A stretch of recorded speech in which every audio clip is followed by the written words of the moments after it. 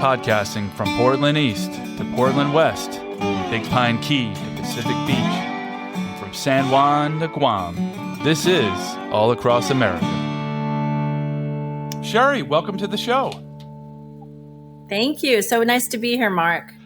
This is a really important subject, and I want to make sure I get it right. And I usually do the introductions of our guests, but in this case, could I ask you to introduce yourself? Sure. My name is Shari Sinwelski, and I currently serve as the Vice President of Crisis Care at Didi Hirsch Mental Health Services. We're a community mental health organization in Southern California, and we've been in operation for about 80 years, providing a lot of different mental health services. My area specializes in suicide prevention and crisis intervention. Okay. And you've written that you've dedicated your life to this subject. How did you get into it? Yeah, that's a great question. It was actually sort of more of a coincidence than anything, Mark. I was in school when I very first started, as many people do, as a volunteer on the crisis hotline in Florida. I was just looking for a way to learn more and to practice skills. So I saw a sign in my lecture hall and I was like, okay, I want to volunteer. And so I started as a volunteer and I've been doing this for over 30 years now. Wow. Okay. And so what's the training like? Yeah. The training it's interesting. I've been through grad school in counseling psychology, and not to demean that program. It was amazing. But I always say that the training that I went through to be a crisis hotline counselor probably taught me more than any other training that I went through. It's really focused on, first and foremost, active listening. So helping people to not just hear something that a person is saying, but to really try to understand, what is the meaning behind it? What does it mean to them? Why are they telling me this? Yeah. So active listening really underscores everything that we do. And then, of course, on top of that, we train them on some special skills for the types of calls that they might get. Suicide prevention being one of them for sure. So they learn how to recognize when a person might be trying to tell them that they're thinking about suicide. They learn how to try to determine how safe a person might be in that moment. Yeah. And then, of course, finding a way to help them to stay safe after the call is over. So you're a very good active listener. I guess you've been in my shoes as a podcast host. That's kind of my job, is the active listening piece. But maybe you could describe, can you give some sort of scripts or lines or what it might look like? What does active listening actually sound like? Yeah, that's a great question. One of the things for active listening is we're going to let the person know that we're hearing what they're saying. So we might paraphrase back what we're hearing. We might summarize. We might ask questions, but in a way that leaves it open for the caller to tell us what they want us to know. So we ask a lot of open-ended questions. You're right. I think it might be very similar in some ways to you doing an interview on your podcast, because we're really trying to understand the person and what's important to them, what's special about them. And why are people calling? Is it distress? Is it people in acute crisis? Is it people contemplating suicide? All the above? Yeah, it's all of the above. I mean, the name of the hotline is the 988 Suicide and Crisis Hotline. It comes from the National Suicide Prevention Lifeline. So it was made, we were implemented specifically for suicide prevention. However, people call us for all different kinds of crises, things that might be leading up to suicide or may not have anything to do with suicide. We often operate under the phrase crisis is self-defined.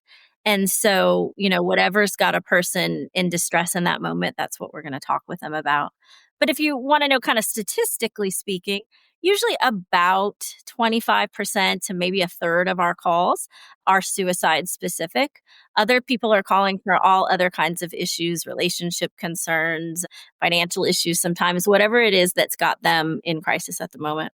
And how do you work with somebody who, there's active listening, then there are also maybe people in immediate danger?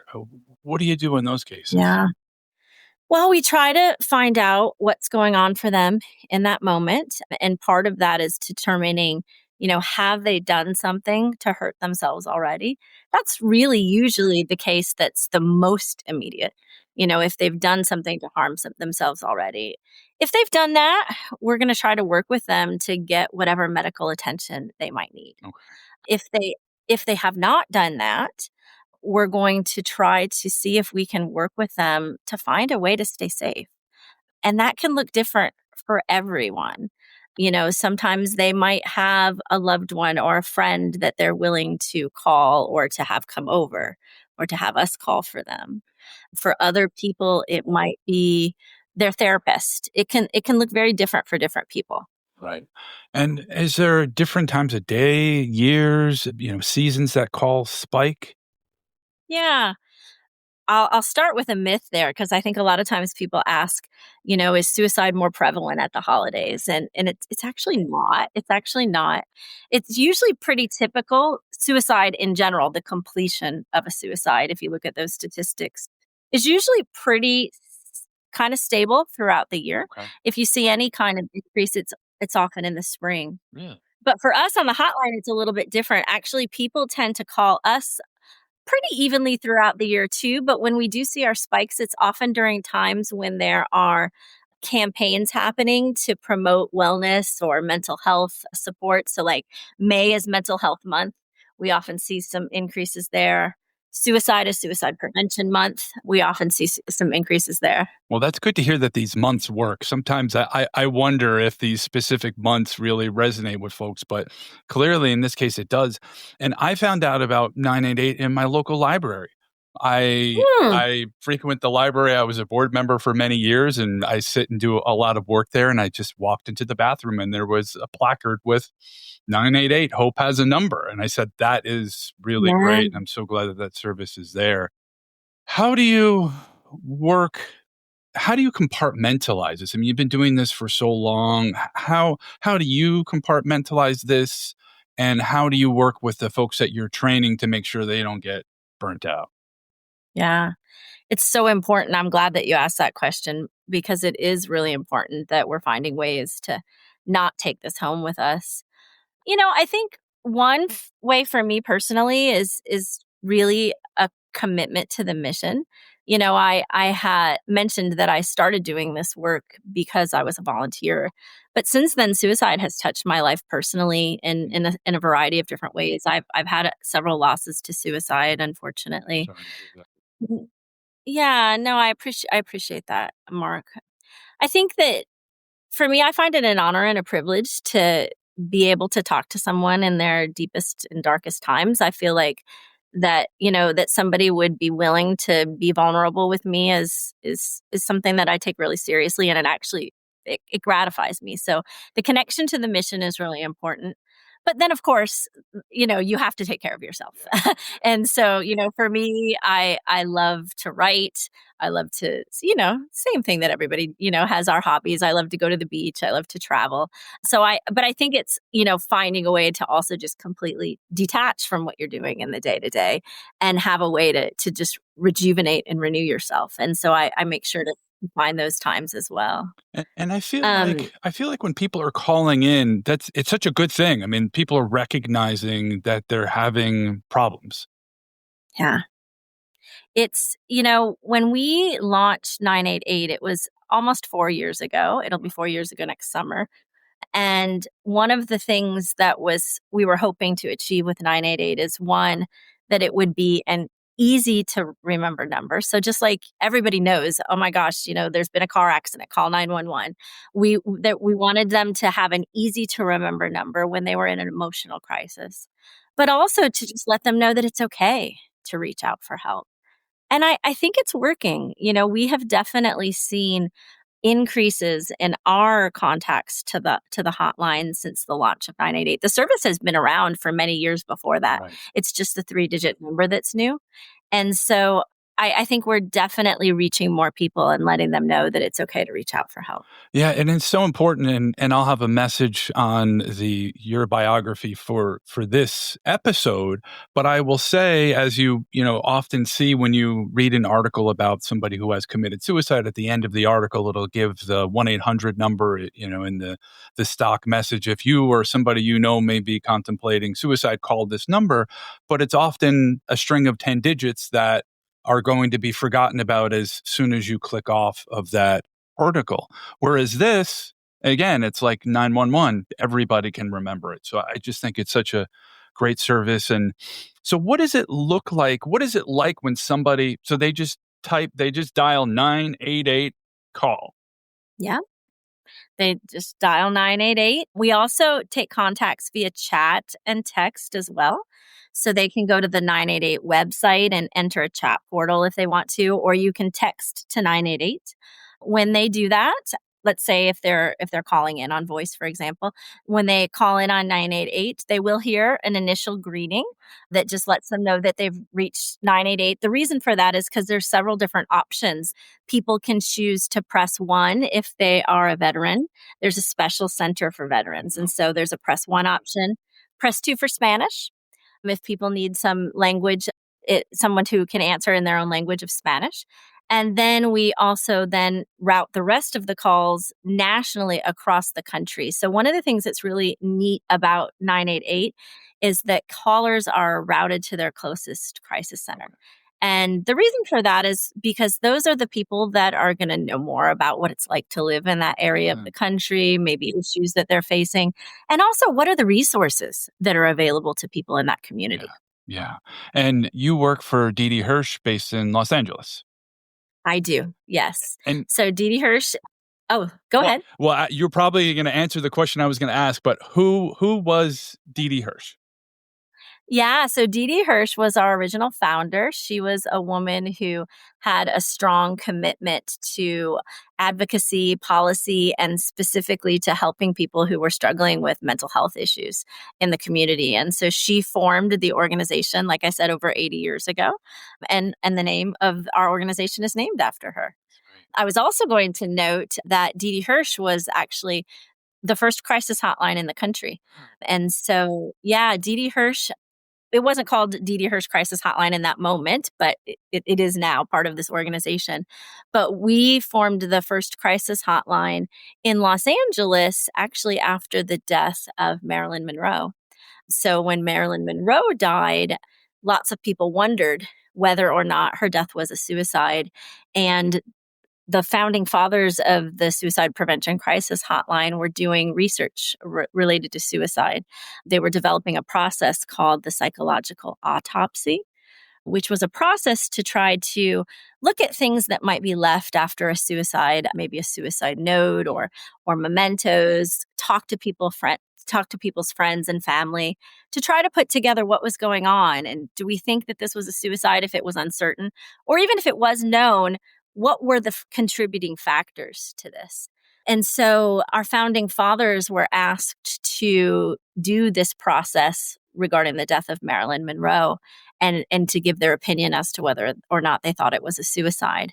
And they said that they did believe that, in fact, it was a suicide. And as a result, people started spontaneously calling, needing help for themselves or others. And that was how we started to have our crisis hotline. I wasn't there. It was 80 years ago. But that was how the crisis hotline began. I'm sorry, not 80 years ago. That was the agency. It was about 60 years ago. 60 years ago. Okay. Yeah. She passed away, I guess, in the 1960s. That's right. Okay. And you had mentioned you're in Los Angeles and there were the wildfires, of course, last January. Was there a spike in calls during that period of, I think 16,000 homes were lost? Yeah, I mean, it was a true time of crisis and devastation in LA, certainly in particular neighborhoods for sure. We didn't see a huge spike in calls on the crisis hotline at that moment, but we certainly have seen people coming to Didi Hirsch for services kind of as they're trying to put their lives together. It's often common when a person's going through a disaster like that they're sometimes they're more focused on their immediate needs. So people are looking for shelter and housing and where am I going to go tonight? Then they start to think about what's happening emotionally as some of that reality sets in. Yeah, so we have counseling programs that are available for people who were affected by the fires. We've got up to 6 sessions of free therapy that people can participate in. And we're definitely seeing a lot of people who are taking us up on that program and reaching out for help in that way. And you had mentioned that you dial 1 if you're a veteran. How are the prevention services and the crisis counseling, how is it specifically geared towards the men and women who have served our country? Yeah, that's a good question. I think there's a couple of things. I mean, in many ways, it's the same, Mark. Talking to someone in crisis and using active listening and assessing for suicide, all of that is very similar. But a few things that are different.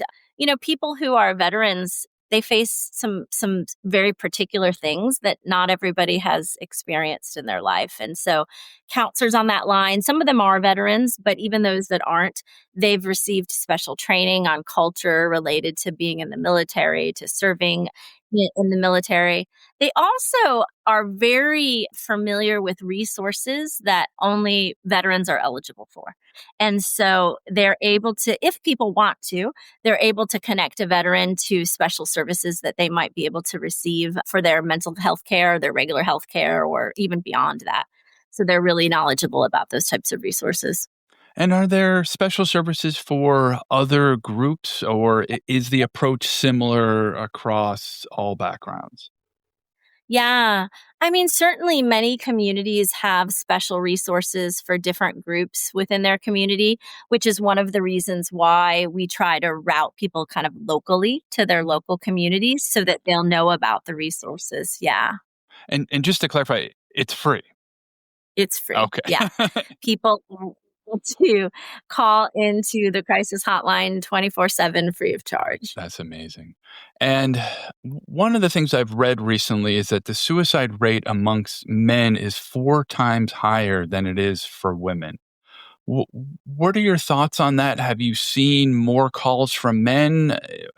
Why do you think that is? And how can how can listeners help, support the men in our lives, anybody in our lives in crisis? Yeah.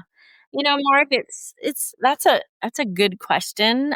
I think there's lots of different ideas as to why that might be. I'm not sure if I know the exact one, but I'll give you some of the theories behind that. I think one is that it's hard for people sometimes to ask for help. I think it's getting better, but I think our society, our culture, maybe it's even harder for men to ask for help. And so I think that men tend to sort of keep things inside. They might not tell people what's going on. People might not notice if something's wrong. So I think that might be part of one of the challenges that we face there. I think that also, if we look just specifically at the method that a person might use to take their own life, men tend to use guns more than other methods, which are fatal. So that's another reason why, unfortunately, we do not see more men reaching out for help on the hotline. And that's something that we're always trying to think about is, how do we make all of mental health care, but certainly how do we make the crisis hotline something that men feel more inclined to be able to use? We're certainly hoping that doing things like making 988 easy to remember and easy for people to reach out and free will help with some of that. Wow. And so what you're saying is that the call volume is not significantly more for men versus women? No, it's not Yeah. significantly more for men than women. Mhm. And you had talked about, I guess, survivors or suicide attempts, and I know you run some suicide attempt support groups. Can you talk about that? Yeah. Yeah, that's one of the things that we're really proud of at Didi Hirsch. We created what we believe to be one of the first, certainly one of the first evaluated support groups for people who have made a suicide attempt and survived that attempt. And it might not sound like it's that big of a deal, but it really is special because it didn't exist until about less than 15 years ago. And it's an opportunity for people to be with other people who have gone through that same experience. And so it really helps them to know that they're not alone, to also hear from others who have maybe made it a little farther past that point in their life so that they can learn what was helpful for them, how they found hope. And it provides a place where there's just no judgment about what happened. And they can be really vulnerable and people who've been through that support group have found it to be really a life-changing experience for them. It's facilitated by clinical, like a licensed therapist, but also co-facilitated with a peer facilitator who has had the experience of a suicide attempt. And so together, those two can really, I think, support people in a way that's pretty magical, because you've kind of got that voice of, I've been there, I know what it's like. And then you've also got that person who's there as a therapist clinically to kind of just keep the safety in the room. Everybody's like, okay, they're there, they've got it. They're kind of watching out for everybody. And it really works really well. People really have been appreciative of that opportunity. And do people feel like once they've survived a suicide attempt, is there a complete just reframing of their life? What are, I mean, I guess there's no one way that people go about it, but what are some general things, occurrences, happenings when somebody survives a suicide attempt? Yeah, you're exactly right. There is no one way. Some people sort of just immediately are like, what was I thinking? Why did I do that? You may have heard of a person, he's a friend of mine. He jumped from the Golden Gate Bridge in San Francisco, and he tells a story of and he survived. And he tells the story of saying, like, as soon as that happened, he was like wanting to change the actions that he had made. So some people do immediately think, oh, what was I thinking? That was not what I don't want to die. Which is interesting. Many people who try to kill themselves, they don't kill themselves because they're wanting to be dead. They try to kill themselves because they're wanting to change the way that they're feeling. They're wanting to take away this unbearable pain that they've experienced.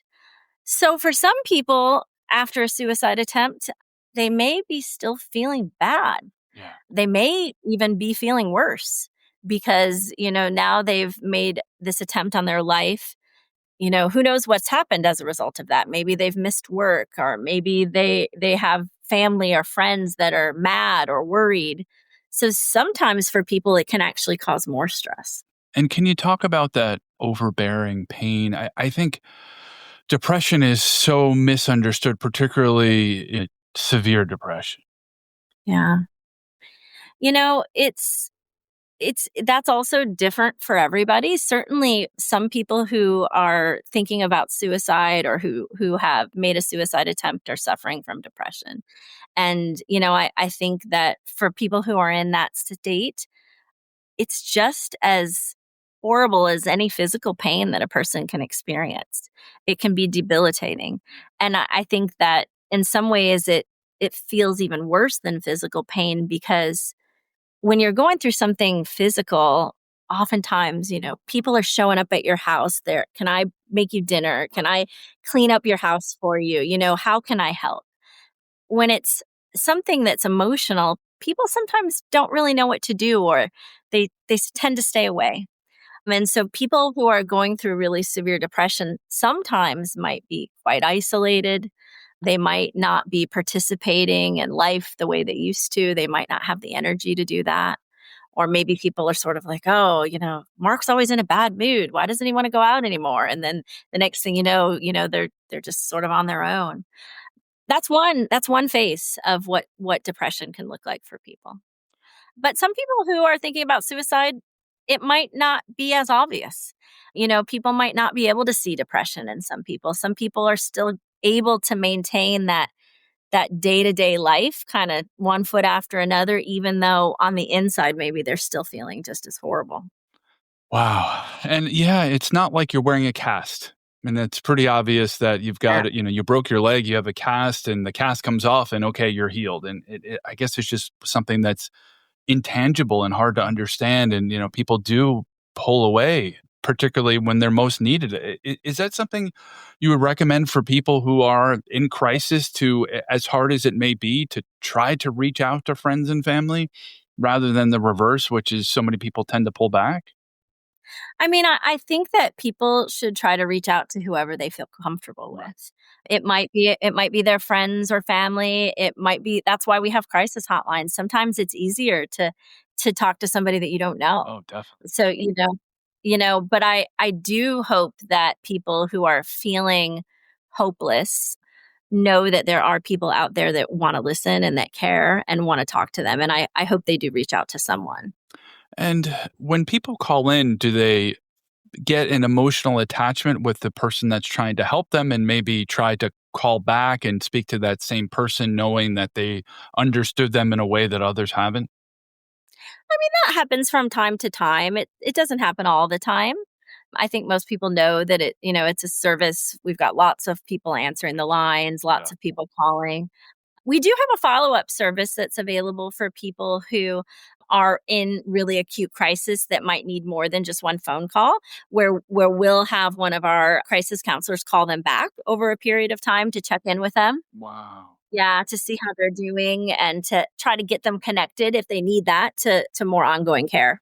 And Didi Hirsch, where do you get your funding from? Can individuals support you all? Yeah, we always love it when individuals support us, Mark. We get our funding from lots of different places. Certainly for our 988 service, that funding comes primarily through grants that come through the state. Okay. S- But some of our more local services, like the support group that I was telling you about, we also offer support groups for people who've lost someone to suicide. Those programs, we do rely heavily on donations for those types of programs. We have a great event every year. We just missed it, but it's every fall in September. It's called Alive Together. It's a walk for suicide prevention. So that's one of the ways that we generate some of our funds. Right. And speaking of survivors, is there a sense of survivor's guilt that people who are close to somebody that has committed suicide have to live and work through? Yeah, when you lose somebody close to you to suicide, you're going through the grief of losing someone like anybody would go through grief if they lose somebody that they care about. But then there's kind of another layer on top of that. Why? What happened? What could I have done? Is there something I could have done to prevent this from happening? Is there something that I missed? Those things often are going through a person's mind. I've lost people to suicide. I've certainly counseled many people who've lost folks to suicide, and I think that is something that's very common and different about the grief after losing someone to suicide as opposed to losing someone to something else. It is why we have support groups specific for that population as well, for people who've lost someone to suicide. It can be really healing to be able to be with others who say, I'm asking myself that same question. I know what this feels like. And what can friends or family do if, they're worried somebody might be suicidal? What kind of steps could they take? Yeah. Yeah. You know, I think that people tend to be afraid to have that conversation. They might be afraid that they're going to say the wrong thing, or they might be afraid that, I mean, it has to do with death, right? Sudden death. That's a scary topic. It makes people uncomfortable. And because of that, they might tend to avoid those conversations. Some people even think if they talk about suicide, it's going to give people, more of an idea, or it's going to amplify that in them. That is a myth. So I'd love to encourage people to, if they're worried that somebody's thinking about suicide, not to worry that they have to solve the problem or to say the most perfect thing. Being there for somebody in that moment is often what's the most important to people.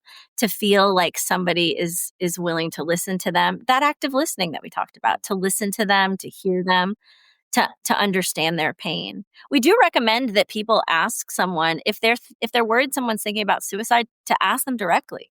I've recognized that you've seemed different lately, or you said you don't want to be here anymore. What do you mean by that? And opening that door for them to say what's really on their mind. It's really, you think it's hard to ask somebody if they're thinking about suicide. It's sometimes even harder to say, I'm thinking about killing myself. Yeah. Yeah.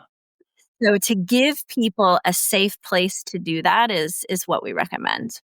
And how do you balance like the active listening piece with solutions, with saying, okay, you've got a Yeah. problem. How do we come up with a solution? Because we can talk about it, which is important to be heard, but what are those active steps that you recommend Yeah, for yeah. folks? I mean, in reality, on the crisis hotline, we're not so much about solutions, because typically what we find is that people who are in emotional crisis, they need to work through those emotions before they are even willing or able to think about solutions. And so oftentimes most of our calls are allowing people to kind of clear, all that clutter that can kind of get in our brains, that can get inside of us, to let them get that out. And oftentimes that's when they can see their own solutions. But if we do get to that point, and that's really where they're at, and they want to talk about solutions, we're going to take their lead. We're going to try to find out what they think is going to be most helpful for them. But for some people, this might be unknown territory.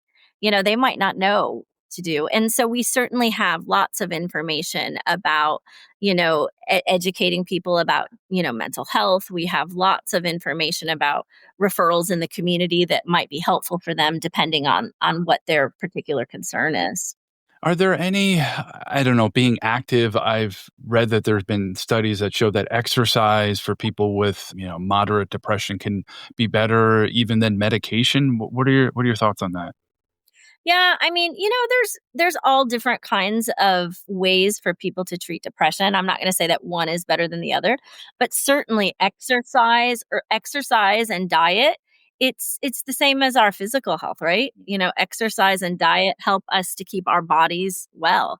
And certainly people can find that exercise and eating healthy affects the way they feel emotionally too.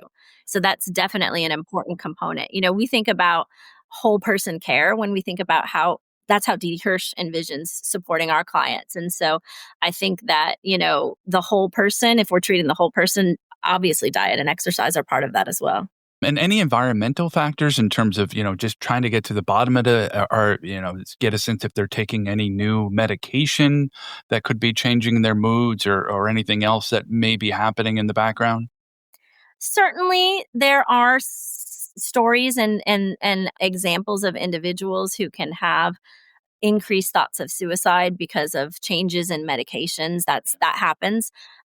That's one of the reasons why it's really important, if somebody is using medications, they're working really closely with their doctor, their therapist, their psychiatrist, to help to manage and monitor some of those changes. But I think that there's all kinds of factors that can impact, when a person's having thoughts of suicide. A lot of them sometimes are things that are happening in our society, social factors that are impacting people. People who are feeling for some reason that they're different, that they're other, that they're not accepted, that they're judged. So it can certainly be mental health, depression, but it can also be factors that people are facing in their lives, challenges that we're all facing that become overwhelming. Maybe I could tell you a story. And I read this a week or two ago, after I had reached out to you and before we're recording this, about Hmm. the drug finasteride, and which is like a hair loss drug. And I took it, and when I was, I don't know, in my mid-20s, and as you could see, my hair is Hmm. still there. I stopped taking it after maybe 6 months or a year, but I guess it was at that point in my life where my scalp was maturing, we'll say, and I started to lose some hair, but it wasn't all disappearing at once. But I began taking the drug, and it was at a time after graduate school where I was living at home with my parents. I didn't have a job. I didn't have a girlfriend. I didn't have a car. And I was taking this drug, which I recently read has been linked to and now has to have warning labels that it can lead to depression and increased thoughts of suicide. And it was probably right around that time when I was taking that. And I couldn't Yeah. believe it. And I said, and I had attributed it all to just circumstances, but maybe it had something to do with that. I can't say for sure. Yeah, I mean, I certainly can't say for sure either, Mark, but it's possible. It's certainly possible. I think a lot of times when a person's thinking about suicide, thoughts start to ruminate in our heads, telling us that maybe, we're no good, people would be better off without us. Why am I even here? This sucks every day living like this.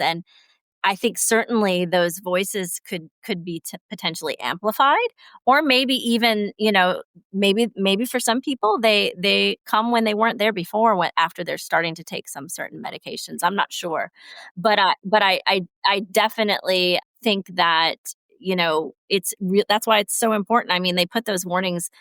They're at the end of every commercial, like an afterthought. Now they say it They after every are. commercial, Yeah. but Yeah.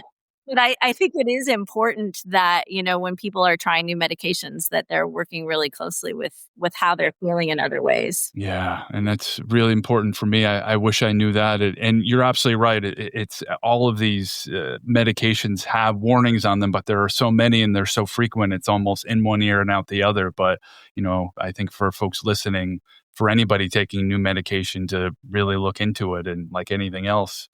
But yeah, it was kind of shocking to me, and it made sense. It made sense.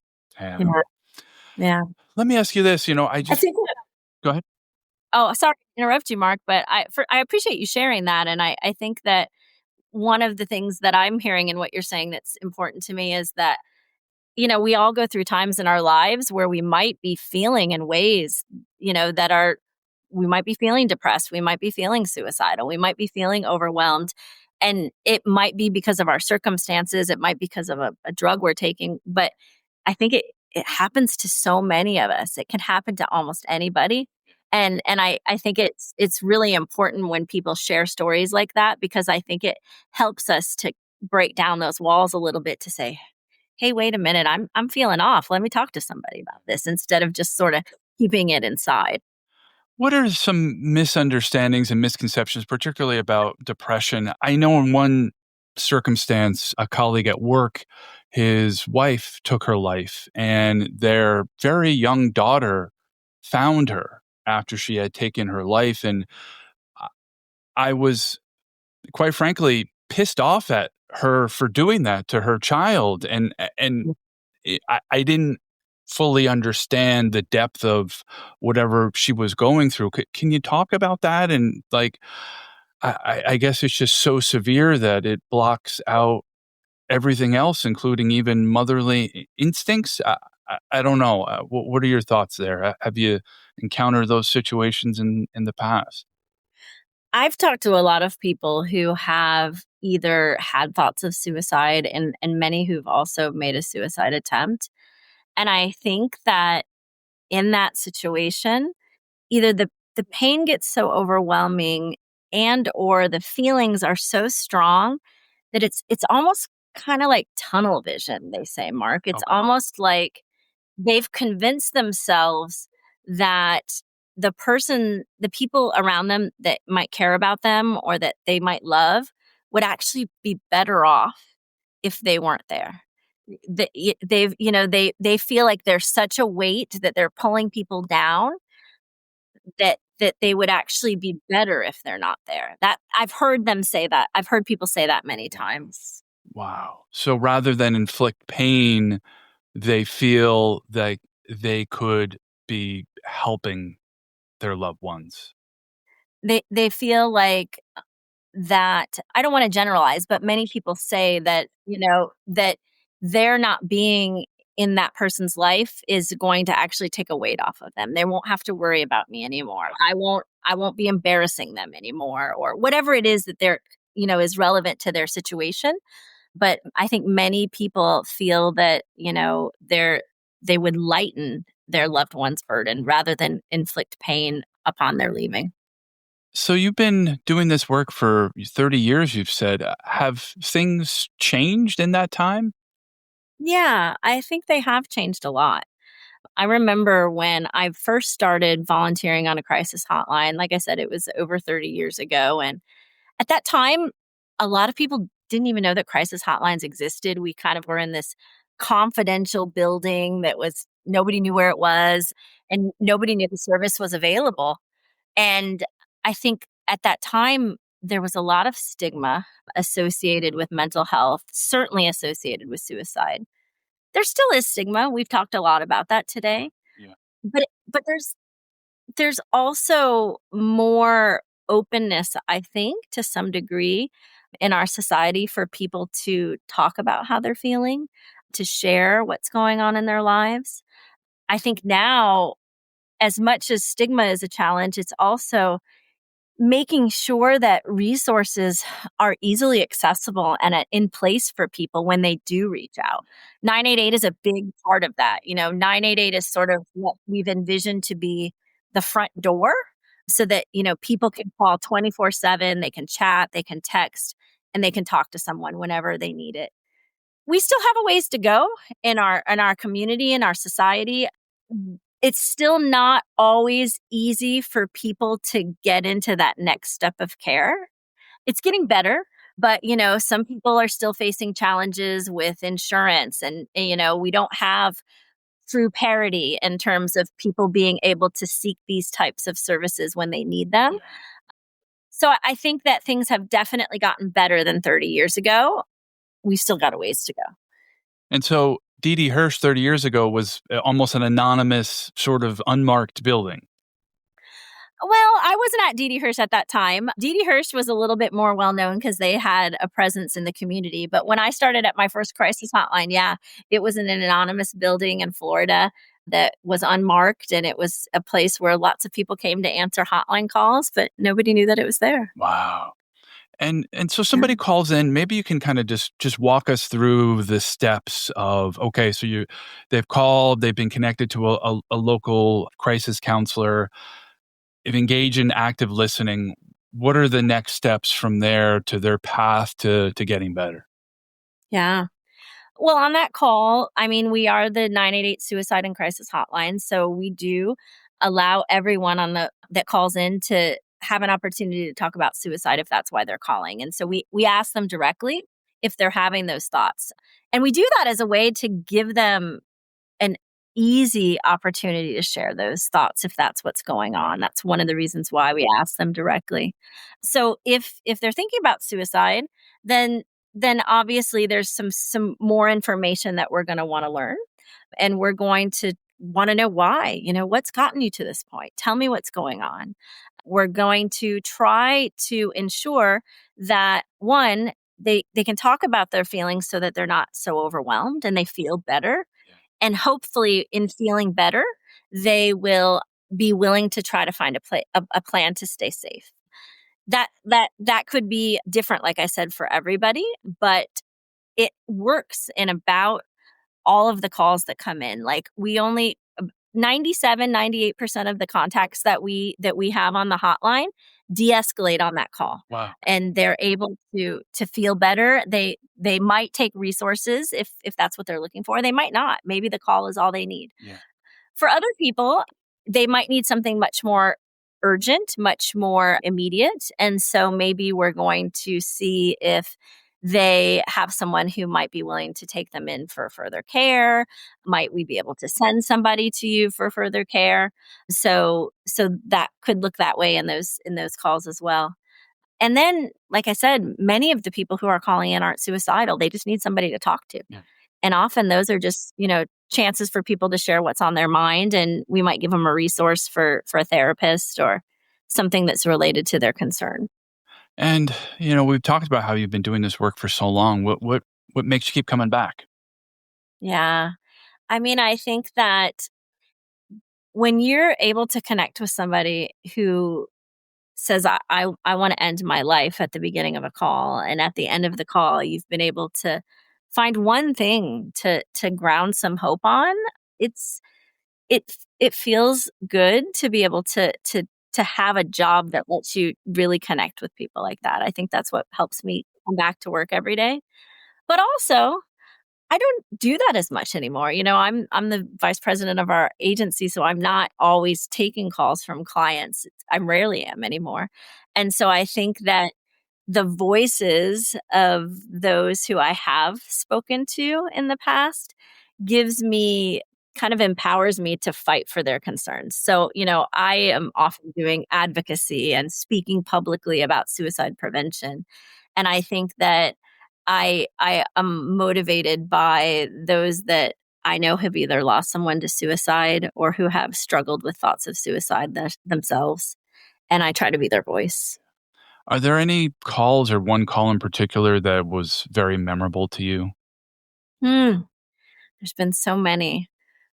I think that one that stands out for me, and of course, I can't share confidential information, but just some general information. I remember a call that I took when I really first started working on the hotlines.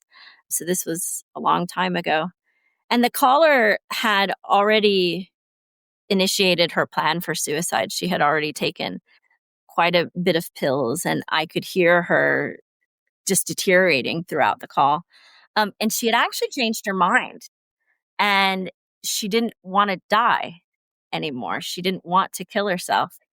But she was so far gone that she was really struggling to even like tell me basic things like what was her name and where was she at. And we were able to locate her. And I think that it was really powerful for me to be able to be there for her in that moment and to get her, some help in that moment and to save her life. And not that I saved her life, but, the system that was in place to have her reach out for someone, it worked. And she was alive after that, and she, let us know how grateful she was for the help that we provided. Wow. I mean, that must have been so stressful, somebody literally hanging on for life and not being able to being able to articulate their needs, but not even their name. Yeah, yeah. I could hear the crisis team that had shown up kind of knocking on the door through the telephone. And I was trying to let my supervisor know, like, they're there, I can hear them. Yeah. And it was pretty intense, yeah. And so how have things changed for you from being somebody who's on the front lines taking these calls to now being the supervisor? Hmm. I mean, I think that it's really inspiring for me to be able to see how many people want to help others. Before I was at Didi Hirsch, I was working for Vibrant at the national level, kind of administering the crisis line in 988. And it was really great to be able to have the opportunity to really try to change systems within our country, to try to have such an impact, to know that when I first started 30 years ago, there was no national number. There was no one place a person can call. And to see how far this movement has come is really amazing.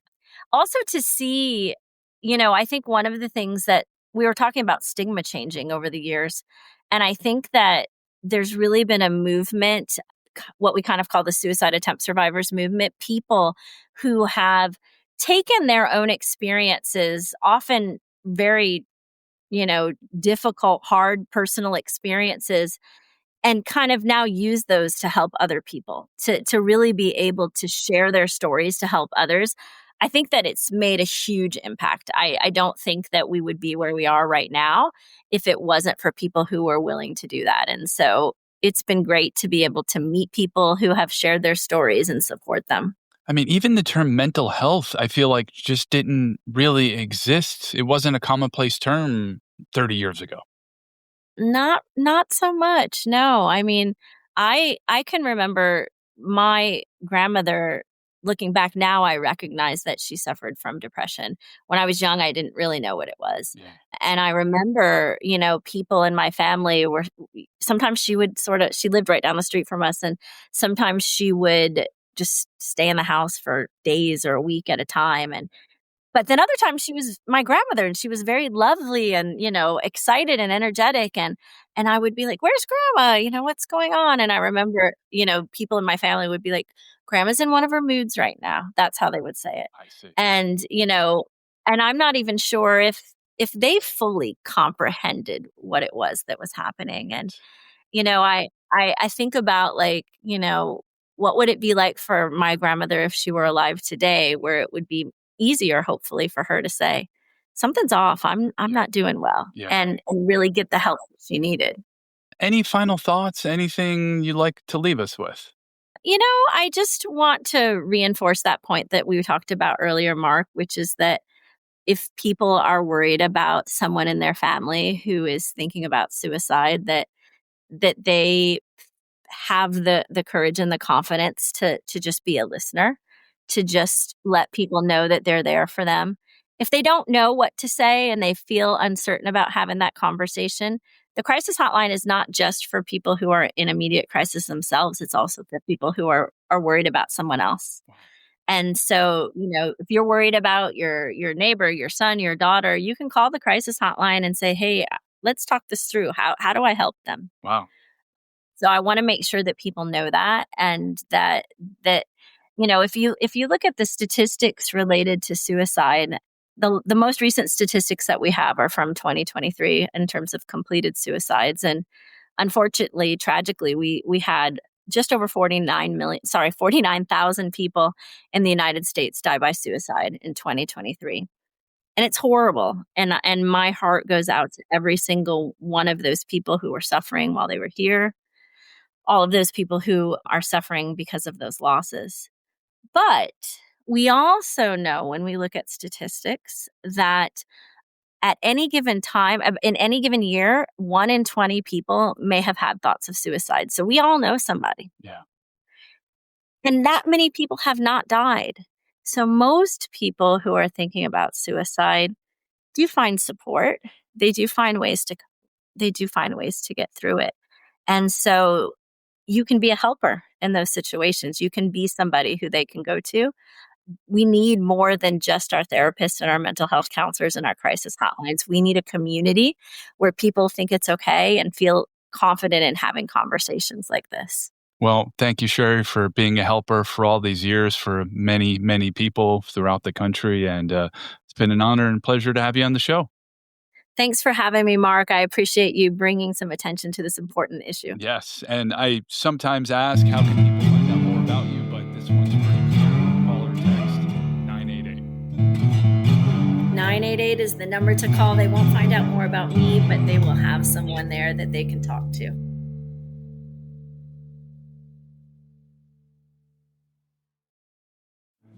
All Across America is produced by me, Marco Vig, in Ridgefield, Connecticut. Visit us on Instagram at All Across America. Check out our website, allacrossamerica.com. There's an interactive map with all our episodes, and there's a Contact Us page where you can send your reactions, guest ideas, and suggestions. So get in touch, stay connected. To me, that's what podcasting is all about. Thanks for listening.